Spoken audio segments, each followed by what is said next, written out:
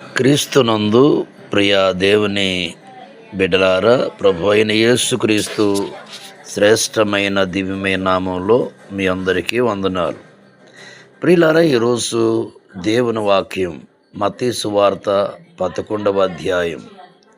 అక్కడ మాట్లాడుతున్నటువంటి మాట ఏమిటనంటే, ప్రయాసపడి భారం మోసుకునిస్తున్న సమస్త జనులారా, నా యొద్దకు రండి, నేను మీకు విశ్రాంతిని కలగజేస్తానంటున్నాడు.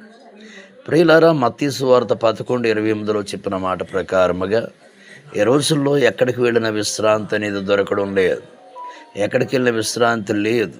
అయితే నా ప్రభు అయిన యేసుక్రీస్తు వారు నీకు విశ్రాంతిని ఇస్తాను అంటున్నాడు, సంతోషాన్ని ఇస్తాను అంటున్నాడు, సమాధానం ఇస్తానంటున్నాడు. దయచేసి ప్రయాసపడి భారం మోసుకునిస్తున్న సమస్త జనుల నా యొద్దకు రండి. యెషయా గ్రంథంలో అంటాడు, మీరు రోకల లేకయే నా దగ్గరికి రండి, నేను మీకు ఆహారం పెడతానంటున్నాడు.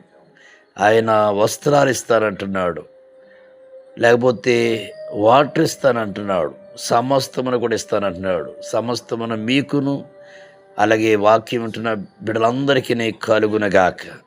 యేసుక్రీస్తు నామములో దేవుడు మిమ్మల్ని దీవించును గాక. ఆమేన్. అందరికీ వందనాలు. Praise the lord.